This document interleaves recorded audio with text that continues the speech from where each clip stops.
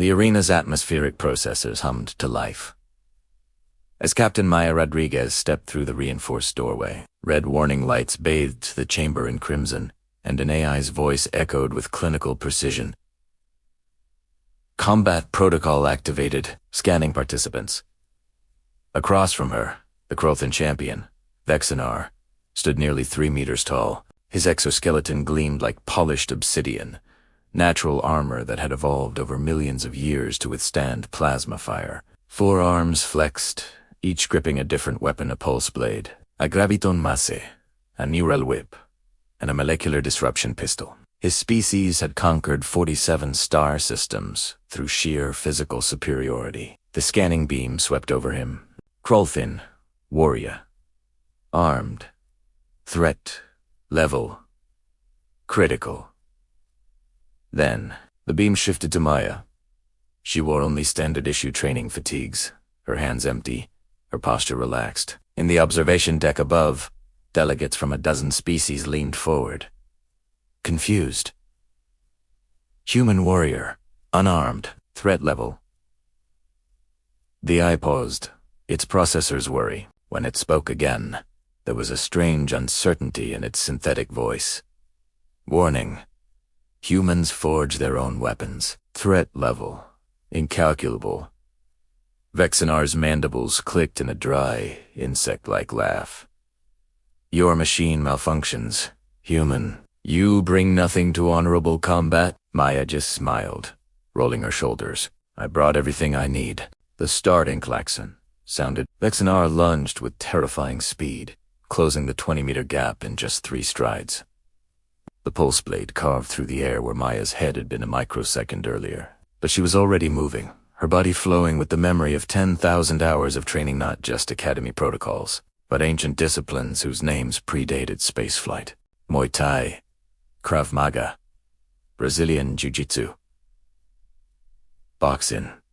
She ducked under the crackling energy of the neural whip. Her fist, small and soft, compared to Krothan armor, struck the joint where Vexenar's lower right arm connected to his thorax. The precision was surgical. She'd studied Krothan anatomy for 6 weeks, memorizing every weak point, every vulnerable articulation. The champion roared as the arm spasmed, the graviton mace clattering to the floor.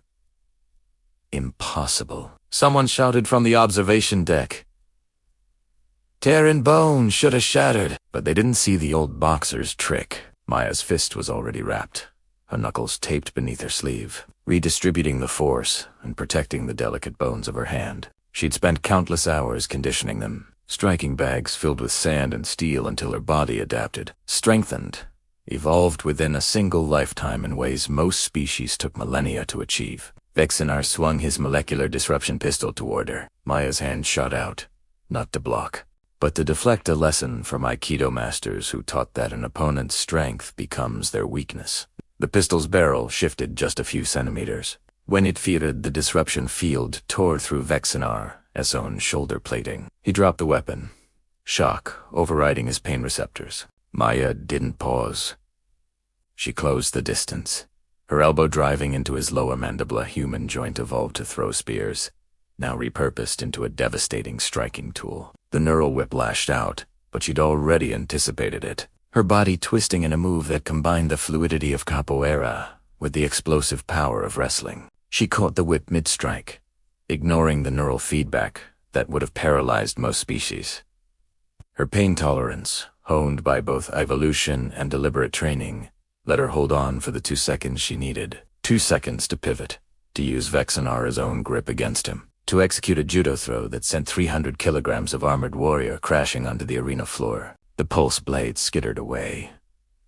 Before he could recover, Maya was on his back, her arms snaking around his throat not to crush, but to compress the carotid equivalent, a rear-naked choke perfected in Brazilian gyms and brought to the stars. "Yult," she whispered.